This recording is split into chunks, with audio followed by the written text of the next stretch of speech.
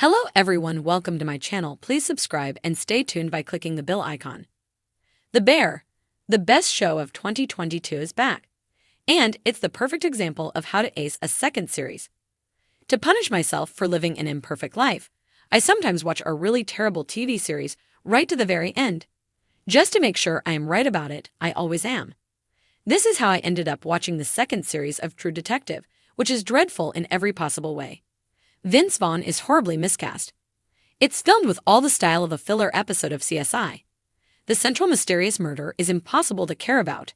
And, crucially, it seems to have been written and made and acted in by people who have never consumed any art beyond a mid-game mission from GTA V. Colin Farrell is the only one doing any acting.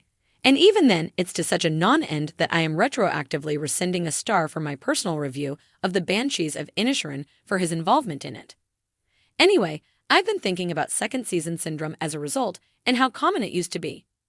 Back in 2015, when True Detective was ruining the legacy of its first season with the doomed second, it was fairly common to see TV shows not know how to start again after neatly finishing up their first series and getting more lauded than expected. It makes sense.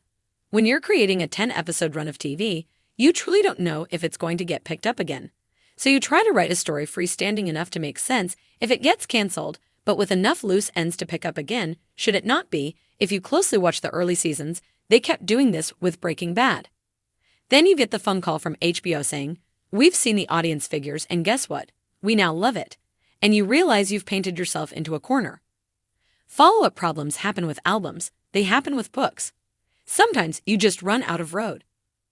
All of this is to say, the second series of The Bear. Last year's Show of the Year contender, where Jeremy Allen White plays a Michelin-level chef in a t-shirt trying to turn around a doomed Chicago sandwich shop, is here, and how neatly it has sidestepped every possible second season syndrome pitfall is wonderful to watch. We start by making them poor again, and putting the gang in the middle of a spiralingly expensive refit at the behest of a loan shark suddenly brings back the tension that this show needs to thrive. It also does well to mark out how hard the hospitality industry is finding things post-COVID, money and staffing and demand-wise, which is another area where this show sings.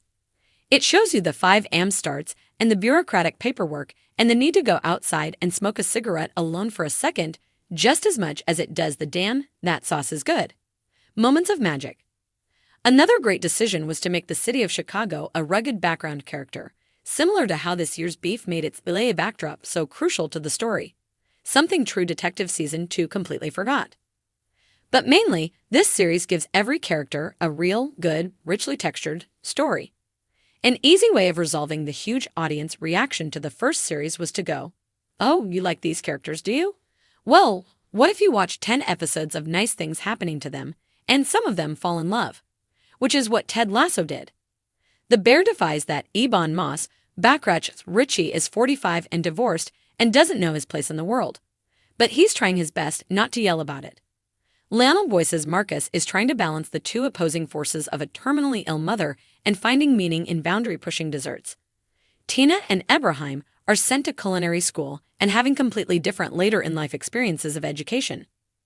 The first series made everyone sit up and realize Jeremy Allen White was an absolute star, and it's wild we've been messing around with Timothée Chalamet so long when we already had him, and I hope the same happens for Ayo Edebiri this year, because I don't think anyone on Earth right now is acting at a level where moving your mouth into 3 different shapes and not saying anything conveys quite as much as she is conveying.